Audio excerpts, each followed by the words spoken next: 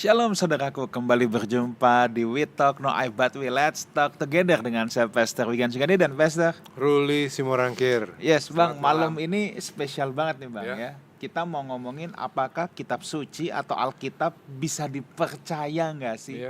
Dan kita nggak cuma berdua Bang. Kita ditemani oleh seorang apologet muda yang viral tentunya ya. Siapa lagi kalau bukan saudara Elia Myron. Ya, shalom Pastor, shalom semua. Thank you so much udah nemenin kita. Nanti Selamat kita datang, mau tanya-tanya nih welcome. Bang. Kita mau kenalan. Tapi sebelum kita kenalan dulu ya, karena ini pertama kali nih Brother Elia sama-sama dengan kita mau menyapa dulu nih untuk setiap saudara yang menyaksikan acara ini baik lewat YouTube channel Lifehouse Community maupun secara siaran tunda dari MNC Live Channel. Kami ucapkan selamat bergabung, selamat belajar bersama. Buka hati saudara, selalu saya juga diberkati lewat pembicaraan dengan narasumber. Nah, kalau saudara punya pertanyaan ya, saudara bisa WhatsApp ke nomor yang ada di layar kaca saudara. WhatsApp, saudara jangan komen di YouTube, kita nggak bisa baca ya. Saudara WhatsApp ke nomor yang ada di layar kaca saudara. Tema kita pada malam hari ini adalah apakah Alkitab dapat dipercaya? Atau kalau saudara punya pertanyaan seputar Alkitab, saudara juga boleh bertanya. Nanti kita akan coba jawab sejauh waktu yang tersedia. Bang, tanpa panjang lebar kita mau kenalan dulu Bang. Iya. Sama Elia. Ini seneng banget El, kamu bisa datang ke sini ngobrol-ngobrol sama kita, berbagi pengetahuan. Ya, puji Tuhan. Dari pertama kali saya liatin YouTube kamu, ada pertanyaan besar langsung nempel di kepala. Iya. Siapa sih orang ini? Saya itu juga Bang. Kan nggak pernah ada di dalam dunia teologi, kita nggak pernah ketemu, di khotbah nggak ada, tiba-tiba ngomong dan pengetahuannya saya kagum. Iya. Saya Oke. 20 tahun lebih dalam pelayanan belum pernah dengar ini tiba-tiba ada anak muda muncul entah dari mana nih. Nah, boleh kenalin dulu dong. Who am I ya? Sebenarnya saya bukan siapa-siapa ya Pastor ya. Kita ini semua manusia biasa, hamba Tuhan yang hamba Tuhan juga tidak, cuma kita ini saya secara pribadi adalah orang biasa saja. Tidak punya latar belakang teologi, cuma saya merasa rindu saja untuk menjangkau. Tunggu dulu, stop dulu. Elia ini tadi konsisten. Saya waktu pertama kali ketemu nggak pakai skrip, nggak pakai apa-apa, belum begitu abis salaman kan kita. Saya tanya, who are you? Gitu kan. Dia jawabnya, dia diam sebentar tuh dia bilang gini, saya bukan siapa-siapa, saya ini hamba Tuhan. Jawaban pertama yang keluar dari mulutnya adalah itu, dan sekarang konsisten. Puji Tuhan. Karena memang kita bukan siapa-siapa. Puji Tuhan. Gitu. Jadi kenapa sampai terjun buat melayani Tuhan itu karena memang saya prihatin saja dengan fenomena sekarang di anak muda ya. Apalagi anak muda sekarang kan sudah banyak diserang pemikiran liberal. Jadi mereka mudah sekali meninggalkan iman mereka tanpa alasan yang jelas, tanpa punya pengetahuan, tanpa diperlengkapi. Jadi saya berpikir ya kenapa tidak, kalau orang bisa berdampak ya kenapa kita tidak bisa berdampak. Jadi kamu belajar dengan kepedulian kepada sesama pemuda. Betul. Begitu juga secara umum masyarakat gereja lah ya. Iya. Karena masyarakat gereja secara umum itu kan harus pembelajar, begitu kan? Ya. Oke. Bang, tapi ada satu yang saya mau garis bawahi dulu nih Bang. Tadi Elia bilang, saya tidak memiliki latar belakang teologi. Iya itu dia. Sorry nih Bang, kalau saya dengar konten-kontennya Bang, ini S1 yang gak belajar atau S2 yang males sih putus Bang, asli Bang. Nah jadi pesan moralnya apa? Saudara, kita hidup di zaman sekarang ini, sumber pembelajaran tuh banyak. Banyak banget. Siapapun dia, asal mau belajar itu bisa. Dan Alkitab itu harus dipelajari. Iya kan? Itu harus dipelajari, nggak bisa enggak. Ya oke. Nah lanjut dulu sebelum kita ngomong yang lebih dalam ya. Elia itu dari mana? Kamu tuh aslinya orang mana dan Saya asli dari Sumatera.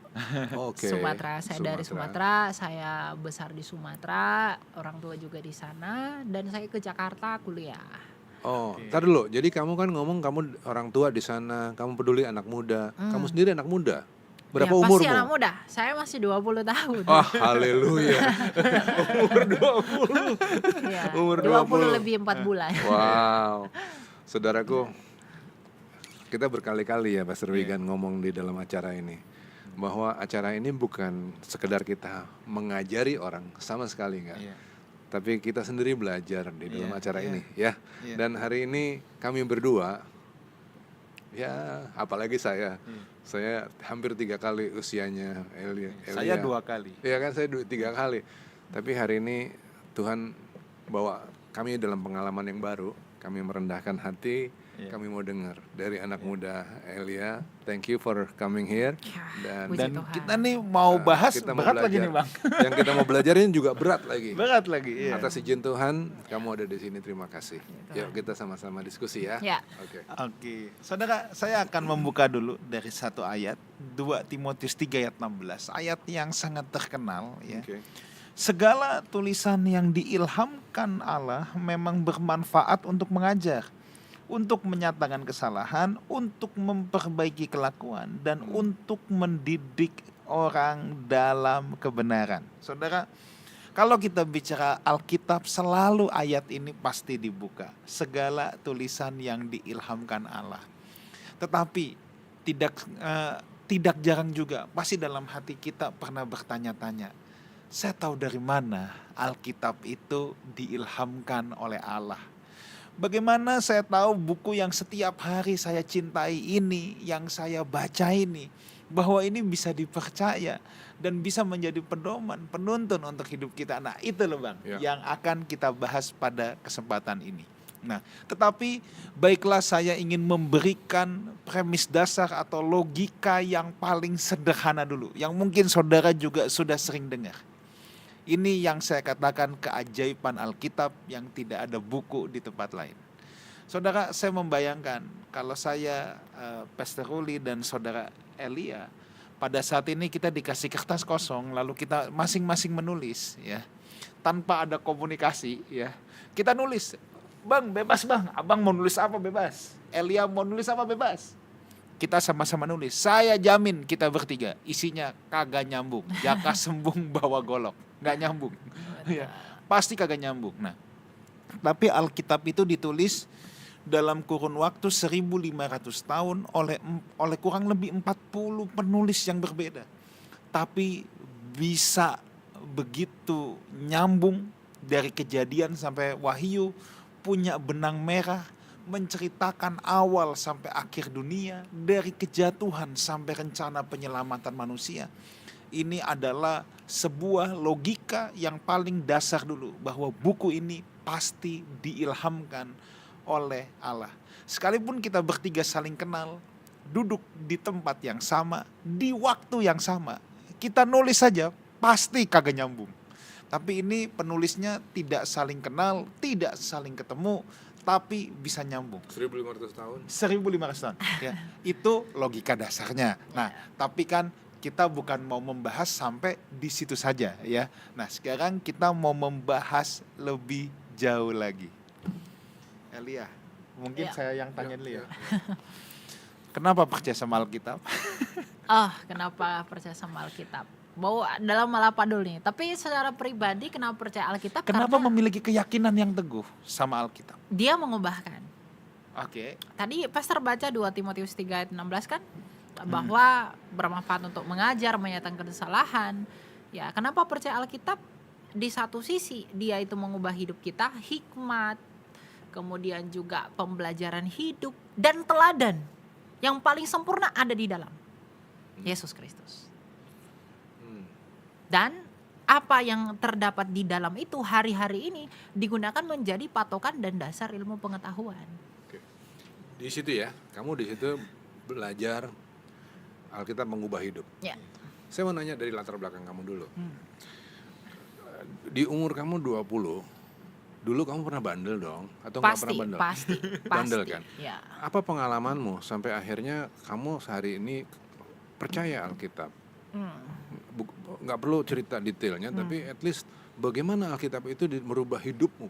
Kapan kamu ketemu kebenaran Alkitab itu? Dengan cara apa kamu ketemu kebenaran Alkitab itu? Jadi kayak kesaksian singkat deh. Ya, jadi lebih tepatnya sih kayak semua orang pernah bandel lah ya. Nah, saya tuh pernah bandel, pernah punya dosa-dosa tertentu, dan ketika saya hanya sekedar tahu dengan kenal itu berbeda. Oh, beda antara kenal dan Dan sekedar tahu. Ya. Tuhan dengan kenal Tuhan itu beda. Oke. Ya. Oke. Jadi saya memutuskan untuk bertobat, saya putuskan untuk kembali sama Tuhan. Ya, saya tahu Tuhan itu dari mana? Dari Alkitab. Saya dulu itu agak pesimis dengan pendeta-pendeta, dengan orang-orang yang ngomongnya mungkin bagus, mungkin itu karangan saja, begitu, hanya interpretasi yang liar saja. Oke. Tapi ternyata itu ada di dalam kitab suci, dan di Alkitab ada Yesus sendiri yang meneladaninya. Akhirnya karena suatu peristiwa kamu kenali sendiri, kamu dalami Betul. sendiri. Ya, itu yang Oke. mengubahkan pada akhirnya. I see. Itu ya, Ya. pengalamanmu ya. Oke. Terus lanjut dulu Pastor Wigan. Oke. Nah, saya mau tanya lagi tentang Alkitab. Yang paling sederhana deh. Orang pasti banyak yang bertanya, dari mana saya tahu bahwa ini firman Allah?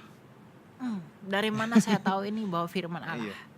Karena firman Allah itu kan hidup. Iya. Tentu firmannya juga hidup.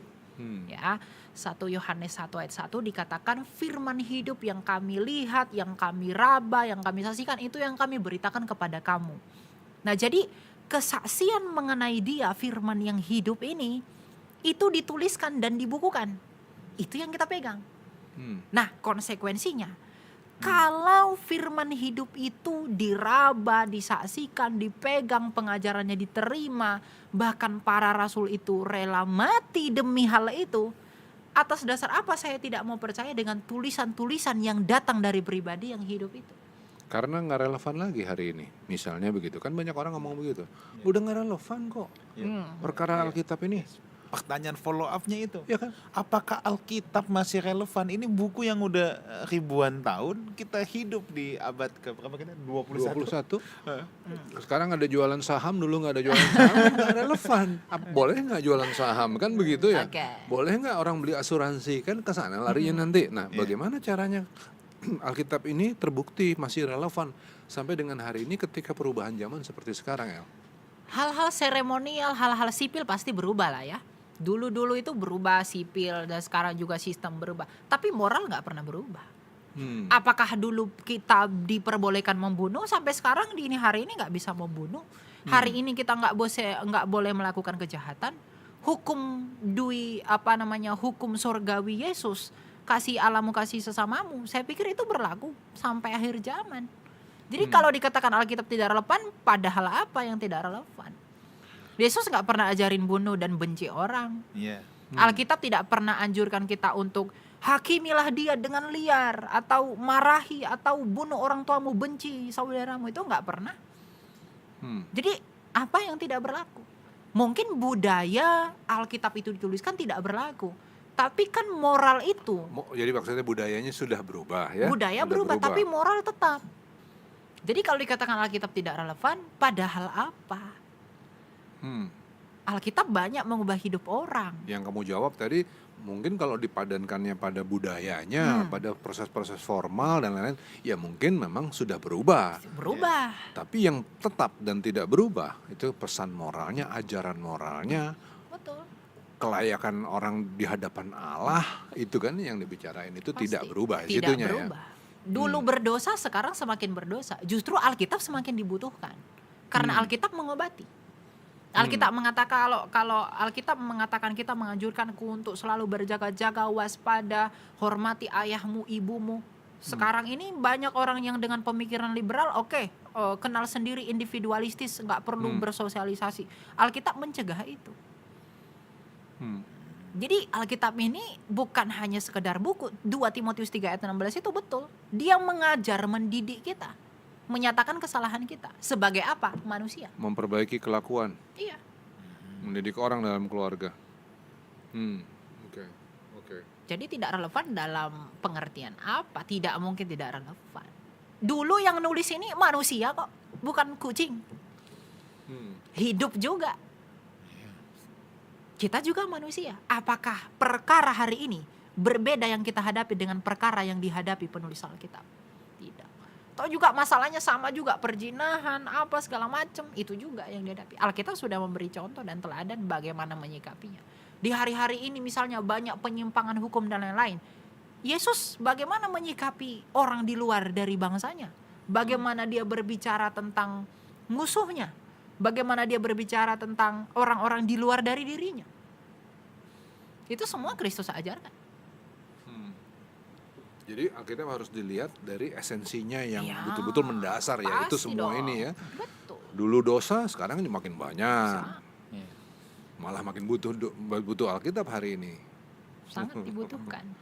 Nah, tadi Elia kan bilang, yang nulis manusia juga. Nah, itulah yang menyebabkan ada orang yang meragukan Alkitab. Iya dong. Karena ini kan yang nulis juga orang. Iya. Memang pasti benar.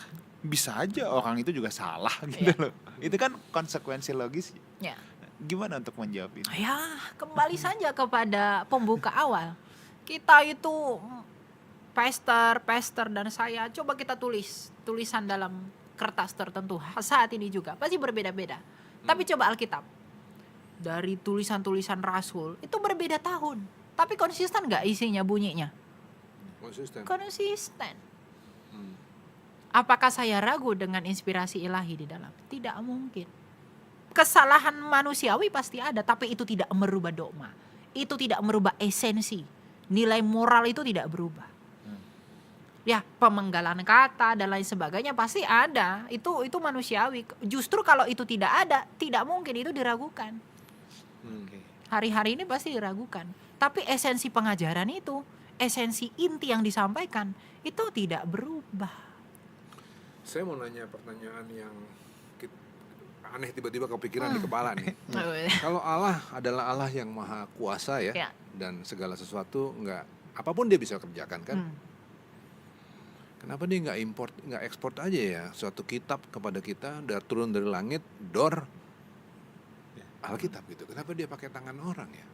Nah, justru inilah Alkitab ini kan kita tahu bahwa ini bukan buku yang turun gedebuk. Ya kenapa justru Allah nggak pakai kuasanya itu untuk kirim bukunya aja langsung gitu. Jadi otoritasnya kan langsung jelas gitu loh. Firman itu hidup, Hmm. bukan mati. Coba kita baca 1 Yohanes 1 ayat 1. Apa dikatakan di sana? Ayo ya, kita lihat Pertanyaan ya. spontan gitu. Ya. Apa yang telah ada sejak semula, yang telah kami dengar, yang telah kami lihat dengan mata kami, yang telah kami saksikan, dan yang telah kami raba dengan tangan kami tentang firman hidup, itulah yang kami tuliskan kepadamu.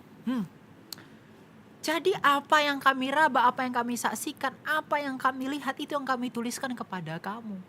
Kalau dia tidak hidup, mungkinkah para rasul itu rela mati martir demi sesuatu yang tidak hidup? Mungkin gak itu? Kalau para rasul tidak lihat Yesus mengajar, dia mati, dia bangkit dengan matanya sendiri. Kesaksian bagaimana Kristus itu konsisten. Mesias itu bagaimana dia konsisten, apa ucapannya dibuktikan, apa tindakannya itu benar, dia tidak berdosa itu ternyata benar. Rela nggak? Kalau tidak dengan cara itu, mungkin nggak para rasul rela mati demi tulisan yang hanya buku saja, tanpa ada Itu di saksi? PB. Sekarang kalau di PL, Ya, di PL gimana? Rela nggak? Gimana nih? Kalau itu diterapin di PL, apa yang kami rasakan, kami lihat, kami raba, ada nggak gitunya di PL juga? nah kan esensi PL itu berbeda dengan PB. Mhm. Esensi itu kan menubuatkan, makanya Lukas 16 ayat 16 coba kita baca. Apa kata Lukas 16 ayat 16? Apa isinya? Lukas 16 ayat 16. Hukum Taurat dan kitab para nabi berlaku sampai kepada zaman Yohanes, dan sejak waktu itu kerajaan Allah diberitakan dan setiap orang menggagahinya, berebut memasukinya. Berlakunya sampai zaman siapa? Hmm. Yohanes. Ngerti? Tapi sekarang pertanyaannya gini, kan itu ditulis oleh orang-orang juga Betul. di PL ya. Ya. Nah, ketika dia di PL, apakah itu juga suatu ekspresi dari pengalaman yang mereka lihat dengan raba sendiri? Sehingga mereka dengan kerelaan menulis sesuatu yang arahnya adalah memuliakan Tuhan. Pasti. Apakah ada begitunya juga? Pasti. Karena Ada- apa? Tadi kita buka Lukas 16 ayat 16, Hmm. itu kan dia mengatakan hukum Taurat dan nubuat para nabi. Mhm. Itu sampai zaman Yohanes. Hmm. Karena inti pemberitaan para nabi adalah tentang keselamatan yang akan datang. Hmm. Sekarang pertanyaan saya, mungkin gak orang dengan karangan tanpa ada inspirasi ilahi dan karangan itu terbukti di masa depan? Tidak mungkin. Yesaya 53, penyalipan Kristus yang sangat detail. Itu tidak ada yang terjadi selain daripada Yesus. Kalau itu karangan, bagaimana mungkin hebat Yesaya mengarang itu 600 tahun sebelum Kristus. Hmm. Hmm. Hmm. Jadi perjanjian lama itu terbukti ke depan, perjanjian baru itu terbukti ke belakang. Jadi kalau gitu ada kesamaan memang antara PL dan PB ya. Ya, sama-sama pemberitaan. Dalam hal ini pemberitaan, pewahyuan lah. Betul. Ilham dari Tuhan yang dirasakan oleh para penulis lewat versinya mereka masing-masing. Ya. Tujuannya memang rada unik. Di PL itu tujuannya adalah memberitakan bahwa akan datang keselamatan. Ya, Di PB adalah keselamatan itu sudah datang. sudah datang. Kan begitu ya? Betul. Tapi semuanya ini adalah berdasarkan pengalaman mereka masing-masing gitu. Jadi sesuatu yang hidup dengan problematikanya masing-masing kan gitu Iya. ya. Ya, oke. Gini Bang, kalau PL nih, aku tambahin satu ayat nih Bang. PL tuh lebih gampang Bang. Kenapa? Yesus yang memvalidasi Bang. Betul. Oke. Maksudnya gini ya, nih. Lukas 24 ayat 44. Ia berkata kepada mereka, inilah perkataanku yang telah kukatakan kepadamu ketika aku masih bersama-sama dengan kamu. Yakni bahwa harus digenapi semua yang ada tertulis tentang aku dalam kitab Taurat, kitab Nabi-Nabi, kitab Mazmur, Tanak. Udah. Ya, jadi ya, oke. Betul, betul. Jadi kalau gitu jadi unik juga nih, kan gini. Memang Allah nggak pernah ngirim sesuatu yang bluk gitu ya, Ya. berdebuk gitu enggak ya. Iya. Karena ketika Allah mengirim begitu kan itu bukan sesuatu yang hidup, bukan sesuatu yang dialami oleh manusia kan. Iya. Maka Allah mengizinkan orang-orang ini untuk menulis, para penulis Alkitab dengan pengalaman mereka masing-masing, dan habis itu divalidasi pula oleh Tuhan Yesus. Ketika sudah divalidasi oleh Tuhan Yesus, apalagi yang mau kita raguin? Ya kan, udah divalidasi Betul, loh. iya. Iya. Ya, oke. Justru kalau itu jatuh dari langit, itu begitu datang begitu saja, kita nggak bisa konfirmasi. Pernah nggak terjadi demikian? Tiba-tiba nih di sini ada buku nih, satu buku, Iya. isinya katakanlah bercerita tentang Pastor Wijan minum kopi jam-jam sekian. Gimana kita memvalidasi? Validasi itu kalau tidak ada pengalaman yang hidup? Justru ini karena adanya waktu, maka bisa divalidasi. Betul. Jadi Tuhan Adanya itu catatan berkata. historis. Oke, apakah kalau begitu, apakah Alkitab punya validasi dari catatan luar dirinya? Wah, banyak. Banyak. Silakan nih, Jo. Ayo. Banyak ya. Kalau kita berbicara tentang mungkin ini lebih kepada kanonisasi ya, tapi Kamu secara dasar bukunya simpel dari mana ini? Kalau ngomong begini dasar ilmunya dari mana dulu? ya itu bisa dengan referensi yang akan saya sebutkan pasti kita Oke, bisa oke. belajar Oke, ya. ayo, Maksudnya begini, bagaimana mungkin kita bisa percaya Alkitab itu? Kalau kita secara khusus lihat ke tadi kita sudah belajar bahwa di perjanjian lama itu adalah nubuatan mengenai Kristus dan Kristus itu menggenapinya dan itu terbukti. Kalau kita berbicara tentang perjanjian baru, misalnya kita berbicara penyalipan, ya penyalipan itu dongeng, tidak ada penyalipan, itu Betul. karangan saja begitu. Tapi ada nggak sih Sumber catatan di luar Alkitab ini, di luar Kristen yang mencatat tentang penyalipan Yesus? Banyak, banyak Iya. sekali. Misalnya Josephus Flavius, Iya. Flavius Josephus di abad Sejarawan pertama, Yahudi, yes. sejarawan Yahudi. Tacitus dari Roma, Lucian dari Samosata, Marabar Serapion, terlalu banyak. Ya. Yes. Terlalu banyak. Misalnya peristiwa Yesus itu ketika dia mati, kemudian tersalib, ada fenomena gerhana karena dia bumi itu gelap pada masa itu. Ada nggak catatan di luar bangsa Israel? Ada. Catatan yang pada saat dinasti Han. kematiannya ya.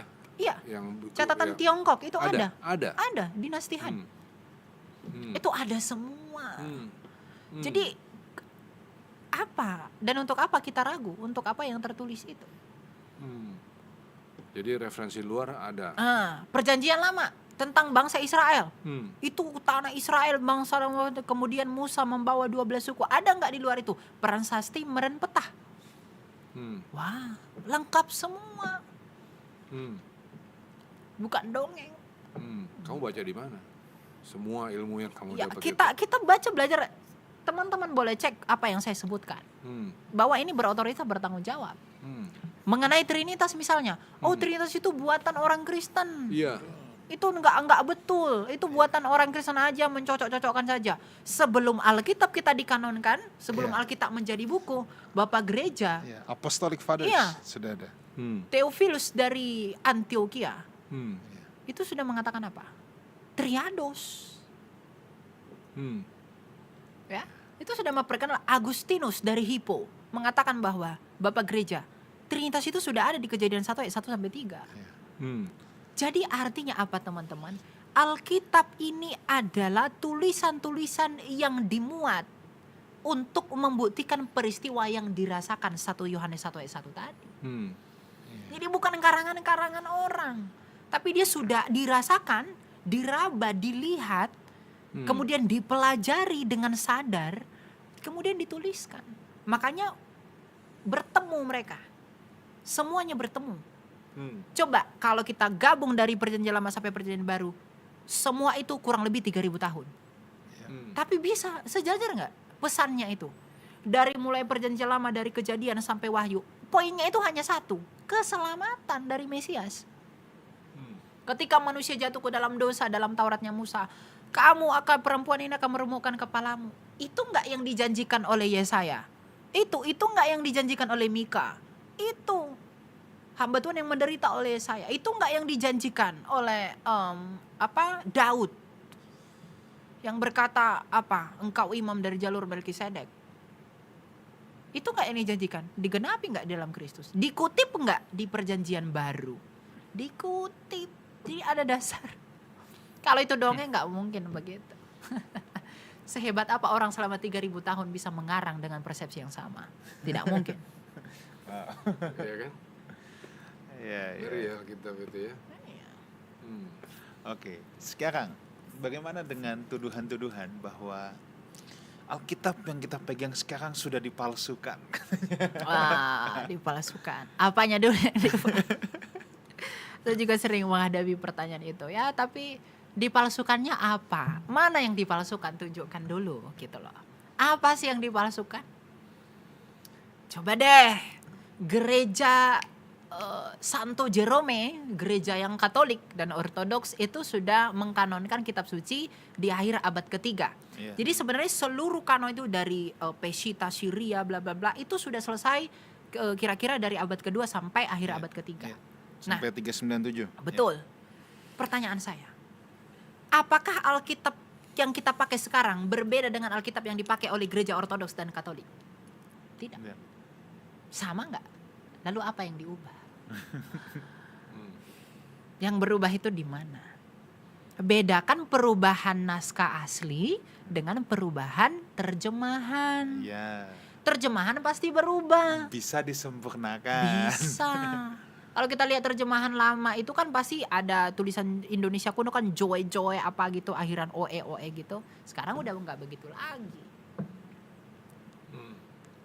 Jadi kalau menuduh itu ya kasih data, apa yang diubah, apa yang direvisi.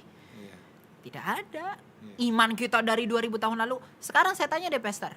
Pengakuan iman Nicea Konstantinopel percaya, aku percaya kepada satu Allah yakni Sang Bapa, firman Allah, anak Allah yang hidup dan Roh Kudus pemberi hidup. Ada nggak yang kita tambah dari situ sampai sekarang? Nggak ada. Sama saja. Apa yang berubah? Kalau ada yang mau berubah pasti orang ngomongnya gini, ketuhanan Yesus lah. Yesus itu bukan Tuhan.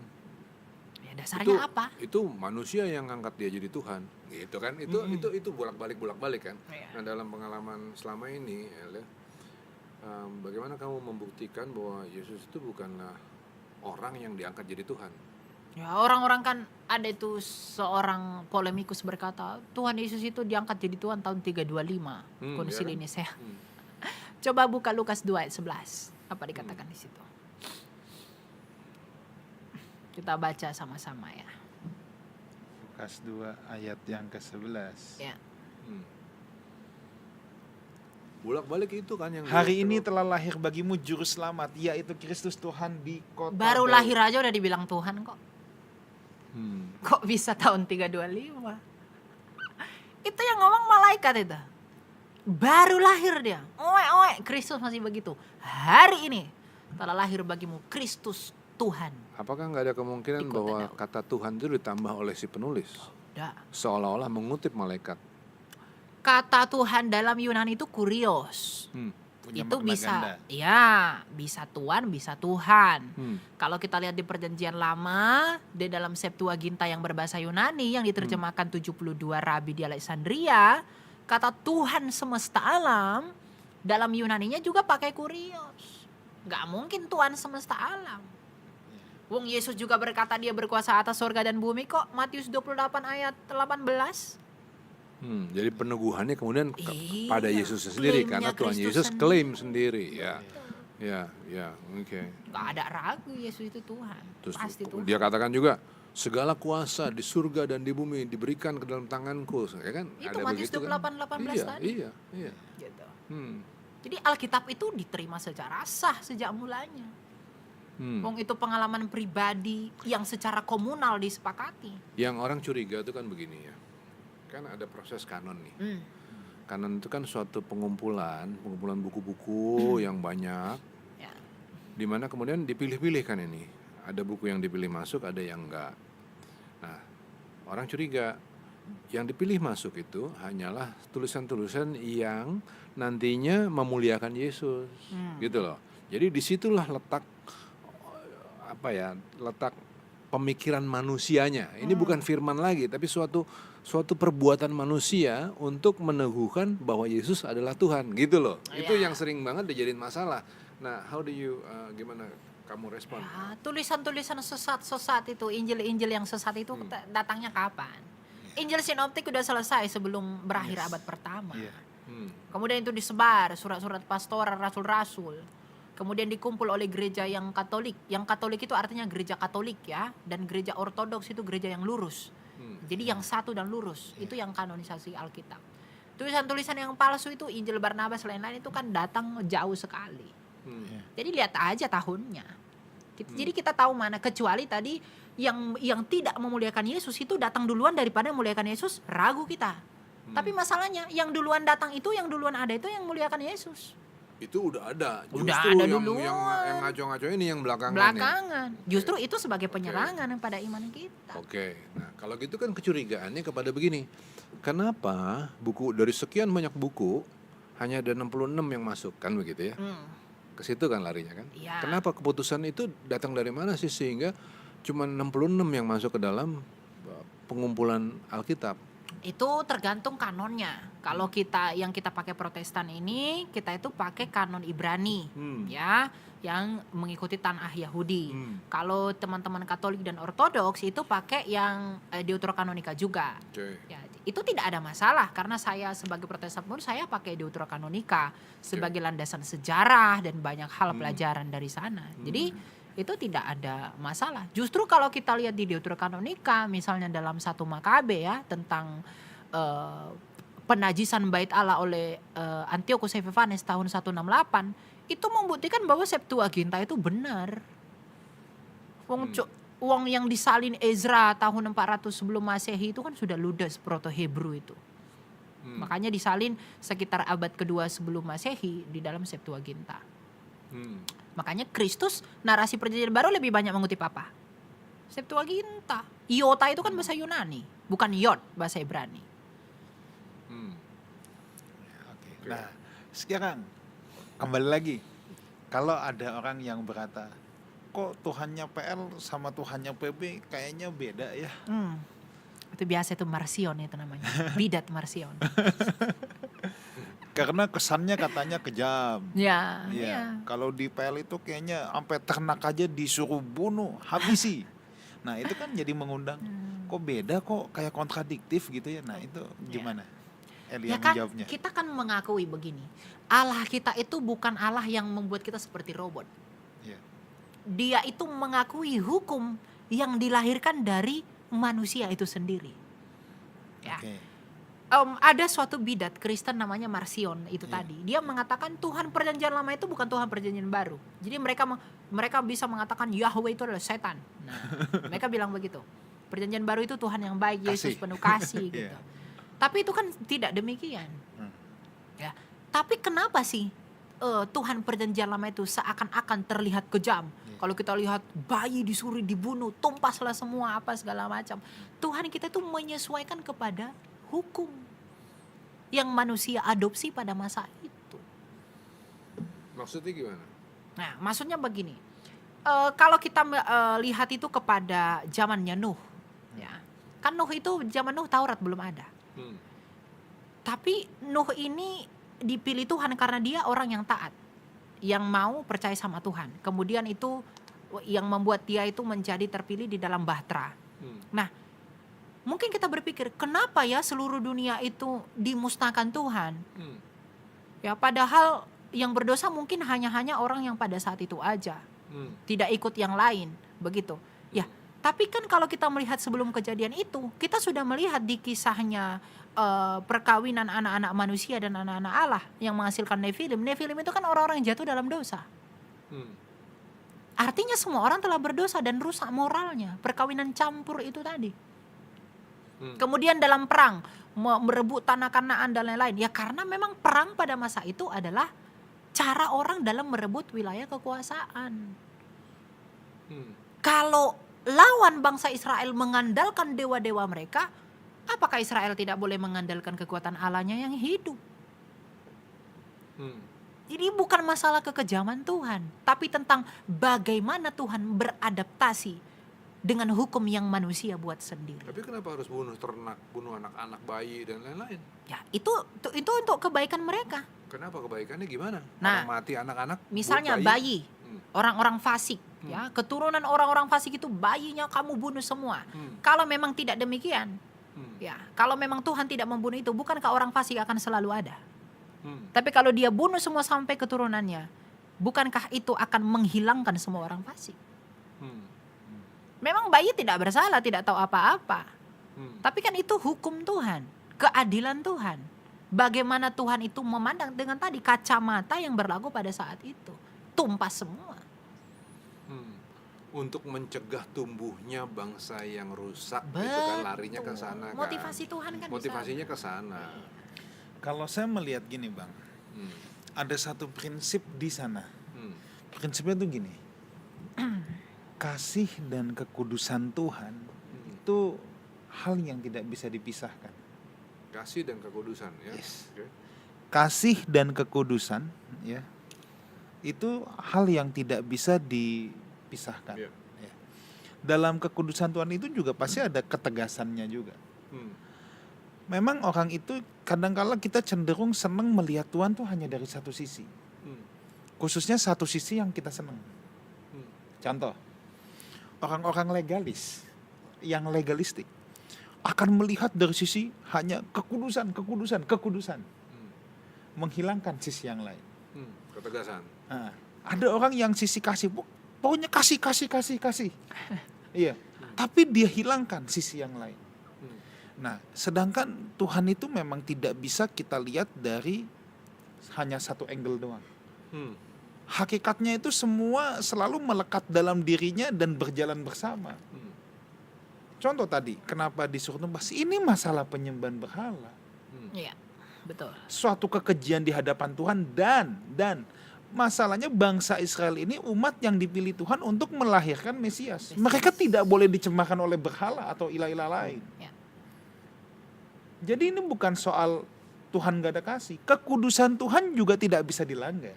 Dan ada tujuan yang lain, yaitu melahirkan Mesias. Yes. Kan begitu kan? Ya, Yes. karena Supaya kan mereka ini untuk menjadi tidak terganggu oleh orang-orang ini yang kacau-kacau, kan gitu ya? Yes. Okay. Bang, sambil discuss, ini pertanyaan Berdatangan. mulai menarik. Ya. Shalom, selamat malam. Saya Kiki. Aku ingin bertanya kepada Kak Elia. oh ya. Kak Elia, baru-baru ini ada debat tentang Yesaya 53 oleh polemikus Kristen dan kawan-kawan vs pendeta Esra Soru dan pendeta Budi Asali. Mereka mempertanyakan apakah hamba yang menderita itu Yesus yang dinubuatkan Yesaya 53 ya. Soalnya ada pandangan lain yang mengatakan bahwa Yesaya 53 mungkin mengacu pada individu atau kelompok orang Israel secara keseluruhan, bukan secara khusus kepada Yesus Kristus. pendekatan ini menafsirkan bagian tersebut dalam konteks sejarah dan situasi politik pada saat itu. Mohon penjelasannya. Oke. Hamba Tuhan menderita, coba kita buka Yesaya 53 ya. Kita bedah. Ya, kita baca semua.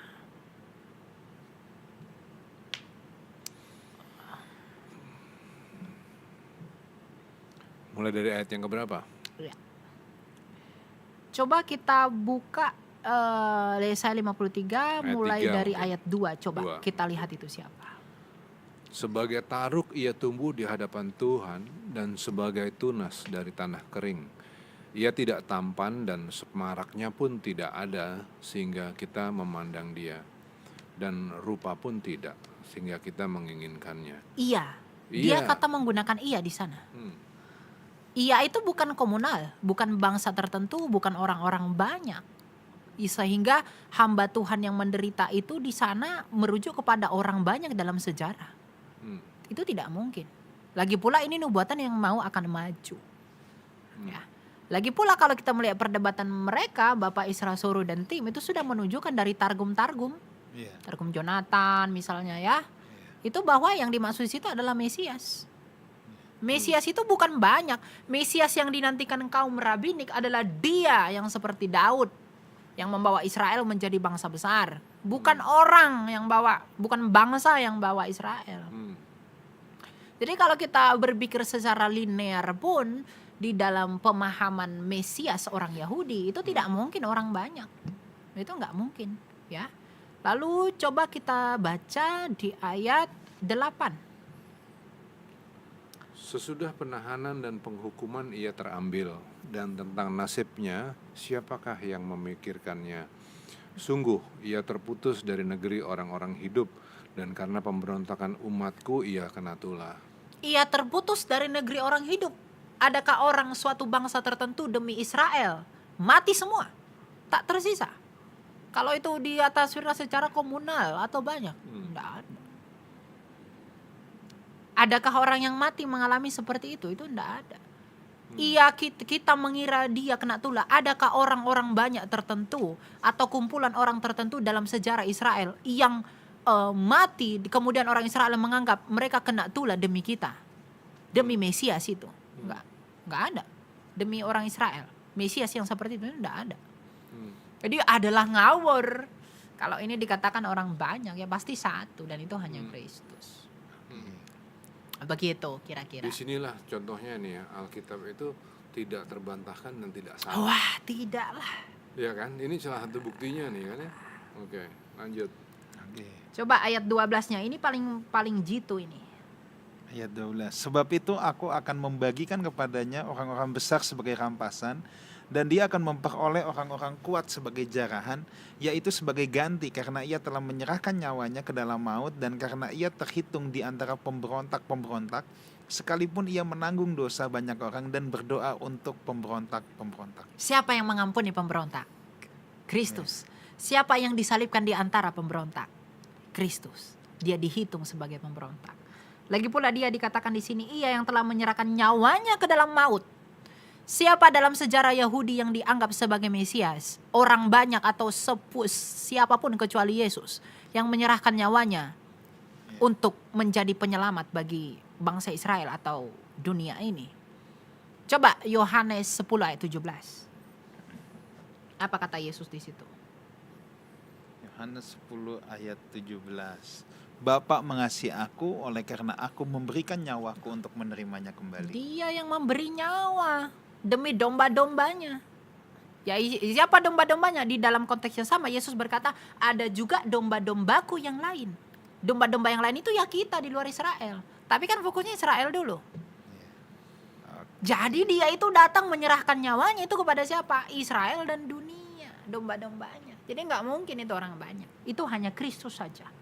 Di luar Kristus itu tidak ada. Begitu, ya. Next ya. Thank you Kiki untuk pertanyaannya. Ya, thank you. Shalom Kak, saya ingin bertanya mengenai Tritunggal. Yang kita tahu Yesus itu 100% Tuhan, 100% manusia. Jadi ketika Yesus turun ke dunia, berarti tahta Allah kosong. Lalu bagaimana dengan ketika Yesus dibaptis ada suara Allah Bapa dari surga? Terima kasih. Silakan. Ya. Ya, Trinitas itu kan bukan satu Allah yang berganti-ganti peran. Ya. Misalnya Pastor Wijan di gereja ini, Life House Community adalah pendeta. Kemudian di rumah ayah, kemudian di kantor adalah seorang direktur.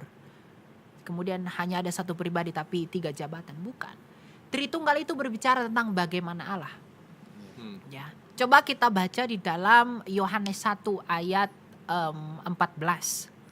Siapa yang menjadi manusia itu? Oke, Yohanes 1 ayat 14.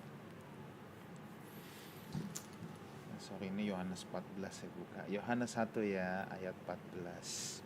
Ya. Firman itu telah menjadi manusia dan diam di antara kita, dan kita telah melihat kemuliaannya, yaitu kemuliaan yang diberikan kepadanya sebagai anak tunggal Bapa, penuh kasih karunia dan Firman kebenaran. yang menjadi Yes. manusia sebagai anak tunggal Bapa. Bapa. Jadi Bapa bukan Bapa yang jadi manusia, tapi firman Allah yang menjadi manusia.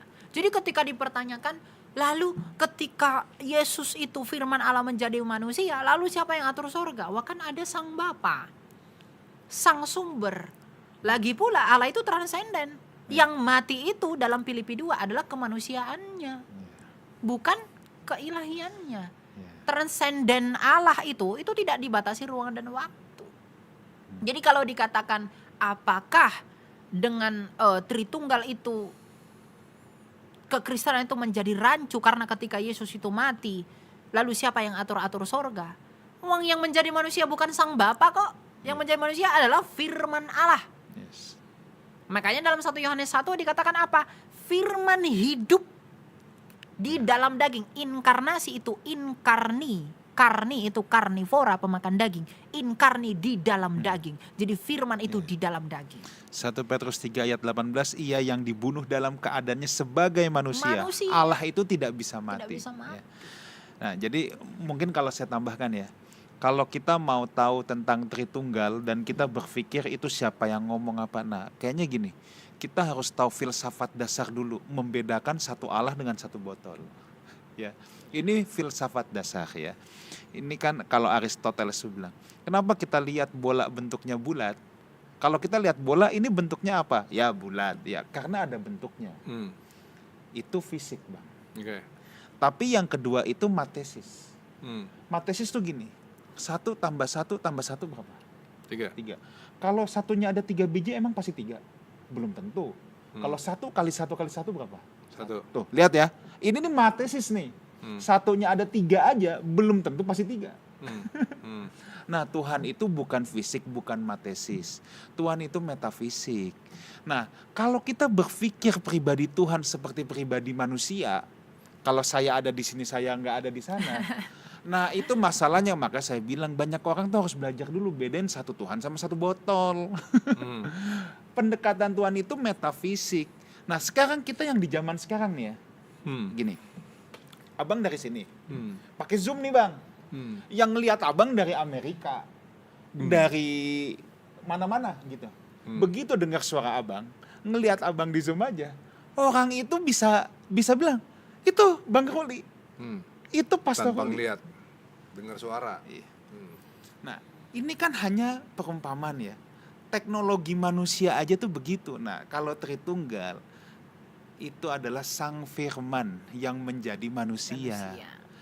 Ketika Sang Firman itu apa? Sang Firman itu kan pikiran Allah. Akal budi ilmu. Iya, sabda Allah. Mengambil natur manusia. Apakah kealaan berkurang? Ya tidak. Kalau abang nulis surat, abang keluarin jurnal. Jurnal itu diedarkan sampai 10.000, sampai seluruh dunia tahu. Apakah pikiran abang berkurang? Nggak bisa. Tapi kok Tuhan mati? Kan orang nanya gitu lagi kan? Iya. Tapi kok Tuhan mati? Nah, itu. Jadi gimana? Tadi kan udah sempat Iya. disinggung sedikit, tapi tolong dielaborasi. Kan tadi 1 Petrus itu kan menjawab bahwa ia yang mati dalam keadaannya sebagai manusia. Misalnya begini deh, Tritunggal itu berbicara tentang Allah yang hidup. Ya. Allah Sang Bapa yang menciptakan segala sesuatu melalui firman-Nya atau akal budinya yaitu Yesus, dan juga menghidupinya dengan rohnya yaitu Roh Kudus. Sama seperti saya itu hidup. Saya punya tubuh, saya punya pikiran atau firman, dan saya punya roh. Saya hidup. Allah yang hidup pun begitu. Jadi Allah yang hidup itu Tritunggal itu berbicara tentang Allah yang hidup. Allah Sang Bapa yang Maha Kuasa, yang di dalamnya dirinya berdiam firman dan rohnya. Firman itulah yang menjadi manusia, yaitu Yesus, dan roh itu adalah Roh Kudus. Makanya dalam Yohanes 1 ayat 3 dikatakan, tak satu pun yang dijadikan tanpa dia. Tanpa siapa? Tanpa firman. Nggak ada yang dijadikan tanpa firman. Jadi kalau dikatakan kenapa Tuhan itu mati, simpelnya begini deh. Kalau orang lain itu mengimani bahwa firman Allah menjadi buku, disebut buku R. Ketika buku ini saya bakar, apakah firman Allah itu terbakar? Buku ini yang terbakar, kertasnya yang dari Mojokerto sana yang terbakar. Jadi ketika firman itu kan firman Allah di dalam buku. Ketika dibakar, yang terbakar kertasnya, firman Allah tidak bisa hilang. Dan ketika firman Allah di dalam daging inkarnasi, ketika dia mati, ya yang bisa dibunuh itu dagingnya, bukan firman. Makanya kita percaya Yesus itu sepenuhnya Allah, sepenuhnya manusia. Bukan 100% Allah, 100% manusia. Itu tidak tepat. Harus sepenuhnya Allah. Fully man and fully God. Sepenuhnya Allah, sepenuhnya manusia. Begitu. Ya. Jadi tidak ada pertanyaan yang kalau mengatakan lalu siapa yang atur alam semesta, lalu suara siapa dari langit? Ya suara Bapa lah. Dan Roh Kudus lah. Gitu. Dan yang mati itu pertama pertanyaannya berkali-kali itu dari kecil tuh saya. Tidak ada Tuhan mati. Diuber-uber sama banyak orang. Saudara, ini ada yang bertanya tentang agama lain. Mohon maaf, kita tidak membahas agama lain karena kita tidak mengurusi agama lain. Betul. Kita hanya fokus pada kebenaran kita saja. Kita hanya menjelaskan isi Alkitab. Ya, kita tidak tertarik untuk menjelaskan agama lain. Ya, nah ini ada yang mau bilang, saya Clara belum ketemu dengan jawaban ala PR yang kejam tadi. Apa bisa dijelaskan lebih lanjut? Kayaknya udah cukup jelas ya Bang ya. Nanti. Clara belum jelas ya. Oke. Jadi kan tadi kan kita ngomong rasanya sih udah banyak ya. Iya. Tapi ada bisa nggak disimpulin sedikit? Mungkin Pastor Wigan bisa ngomong sedikit. Iya. Kekejaman Allah di PL. Iya. Kalau yang tadi ya, kalau hal yang pertama bahwa Tuhan itu Tuhan yang punya tujuan ya. Tujuannya itu adalah bahwa Israel ini harus dijaga. Ini nih bangsa yang akan melahirkan Mesias ya. Jadi Israel ini harus dijaga. Israel ini tidak boleh dikamirkan dengan dewa-dewa lain, dengan ajaran-ajaran bangsa-bangsa lain. Dan selain itu, kekudusan dan kasih Tuhan itu dua hal yang tidak dapat dipisah-pisahkan. Dalam kasihnya ada kekudusannya. Nah, ketika kekudusan Tuhan dilanggar, itu efeknya pasti ada pada ketegasan Tuhan. Ya, nah jadi Allah yang tegas itu bukannya Allah yang nggak ada kasih, bukan. Ya, ketika kekudusan Tuhan dilanggar, konsekuensi itu pasti ada. Nah, persoalannya kan kekudusan Tuhan ini yang dilanggar, dan itu dengan hal yang Tuhan paling benci, yaitu penyembahan berhala. Ya, nah itu sebabnya Tuhan itu sangat serius tentang hal penyembahan berhala ini. Saya rasa sampai di PB pun keseriusan Tuhan tentang penyembahan berhala itu tidak pernah bergeser. Proklamasi Tuhan sendiri di dalam Keluaran 34 ayat 6, di Keluaran lo ini ya, udah nyebutin bahwa dia bukanlah Allah yang kasar dan garang. Allah berkata, berjalanlah Tuhan dari depannya dan berseru, Tuhan, Tuhan Allah penyayang dan pengasih, panjang sabar, berlimpah kasihnya dan setianya. Nah, memang dia panjang sabar, berlimpah kasih dan setia. Tapi di lain sisi seperti tadi Pastor Wigan juga udah bicara, Allah harus tegas. Dan untuk tujuan-tujuannya dia harus tegas.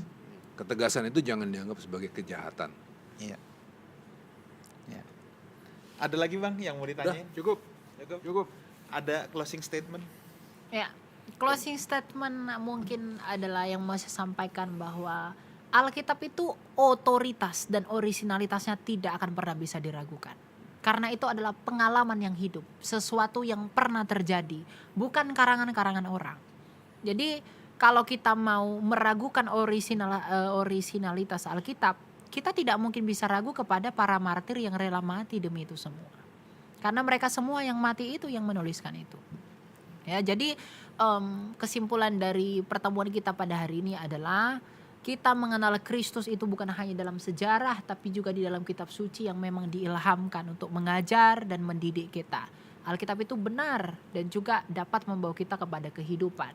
Jadi percaya dan berimanlah kepada kitab suci sebagai satu-satunya ya cara atau alat yang bisa kita gunakan untuk mengenal Allah yang benar. Karena di dalam Alkitab kebenaran itu dinyatakan. Begitu. Saya percaya bahwa saya menghadapi Allah yang hidup. Ya. Allah yang terus bergerak, tapi juga Allah yang terus-terusan merindukan untuk dikenal. Kenapa saya bisa bilang bahwa saya percaya?